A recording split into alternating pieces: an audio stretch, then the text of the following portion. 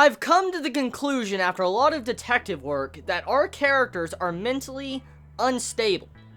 I mean, it's very obvious, but this episode is a little bit nutty. Very nutty, so to say. Our MC, Kobayashi. Oh my god. To be able to look at this entire situation as a game, the way he acted, the way he broke everything down, I have to say, good work on being a detective. He did a very good job of breaking that down. It was really awesome to see how it was broken down, because not a lot of detective anime like this really do stuff like that properly, and I like the way, you know, the imagery was used with how it showed the detective work and what was done, how the killer did what he did. And so to see how this was broken down in this episode, I like that. It was a really good scene, and I'll dive into that in just a moment, but I just want to talk about the mental unbalanced nature, that just like, our characters are unbalanced, man. Like, my god. Kobayashi.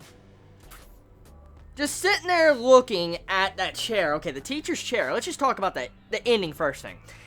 You see the teacher's chair that seems like a normal, average chair. You just look at it, it looks like an average chair. And, I mean, we saw it in last episode. Come to find out, Kobayashi says, oh yeah, you might want to check that chair. Because, I mean, if you're someone like the sensei was, you would want to keep your loved ones close. And you see how they open it up, and there's heart and a skeleton rib cage and all that. I'm like, oh my fucking god. Oh, that is disgusting. And then it doesn't even just begin there. For a character to look at this entire situation as human chairs as if it was a game. I mean, we saw that in, you know, the first episode, but to still see the situation of our character thinking everything is a game and then laughing his ass off at the end because, you know, he passed a test and he got a key. It's crazy. It really is. But getting into other points, like the killer. The killer is something I want to talk about, okay? The teacher as a killer, as the serial killer that was killing people, killing women, as you can see, or it didn't seem actually like he had a gender preference from what I can see, because the teacher went after the people he loved. That was his preferred choice and method of killing. And I mean, if you think about it in different, you know, mystery detective novels and stuff like that, and, you know, in the past, you look at news articles, when there are murderers coming around, like serial killers, usually they have a set pattern. Murderers have a set pattern of who they go after and who they want to kill. Like, sometimes it could be women with red hair or dudes with blonde hair. I mean, the point I'm getting at is usually serial killers and murderers, that they repeatedly kill people, it's because they have a set pattern. And that was the first thing that needed to be looked into. And when you look at the entire elements of the way the case was done, the teacher as a murderer was coming after people that he loved. He was killing the people he loved. But what was even more fucked up about this is the people he killed wanted to die, supposedly, from what we found out.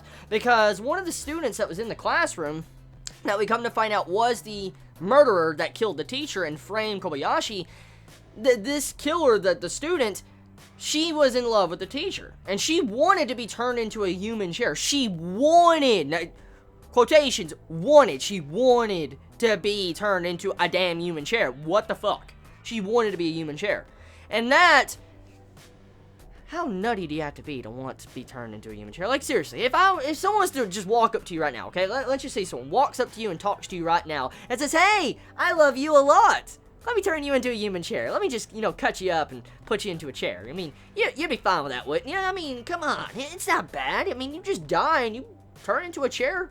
I mean, it's not degrading or anything. I mean, yeah, it's love.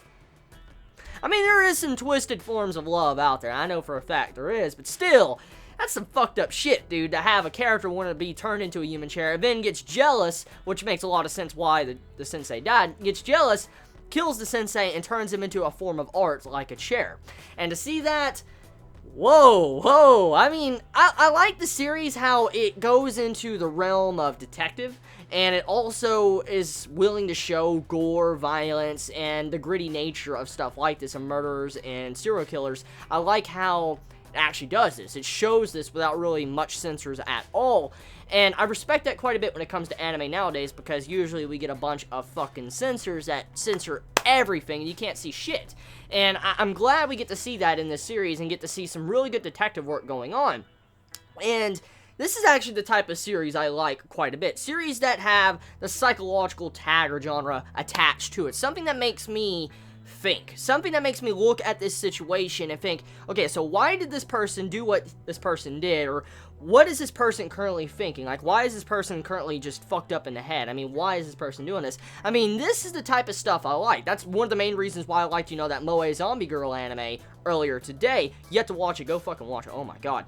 But, thing is, okay, is that this second episode continues the pacing and the setup from the first episode, handles it a lot better than even the first episode, and I felt like the way this episode was done, it goes to show us what type of series this is going to be, because with the plot setup of the first episode, I thought that Kobayashi was going to be stuck in prison for the majority of the anime series. I'm willing to bet I'm not the only one that thought that, because with the setup and with how this was turning into a game and how Kobayashi had to prove his innocence, I thought the entire series, this anime series, was going to span on this one case. Come to find out, no, this series is going to have multiple cases, not just focused on Kobayashi and, you know, him being framed. So there's going to be a lot more stuff to this series, and I wonder if this series is going to become, so to say, episodic. Because, I mean, there might be episodes that will introduce a new case and then conclude it that same episode and then, you know, repeat that format. Kind of like, you know, the Monster of the Week format.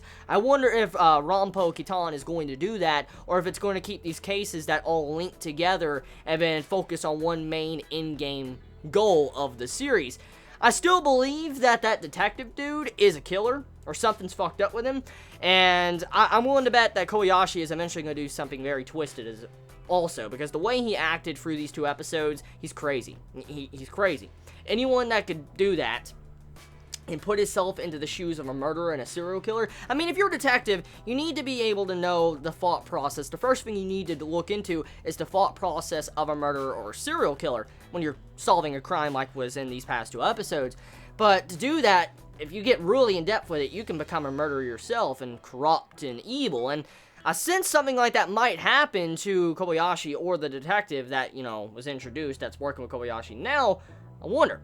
So overall, episode solid, very solid episode. I liked it. Continued the brilliant first episode's impressions I had, and it continues it over into the second episode. I still feel the exact same way as I do with the first episode of Ranpo Kitan.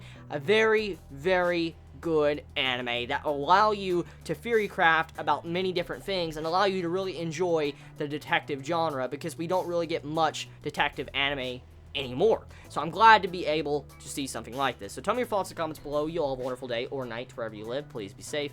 Chibi out.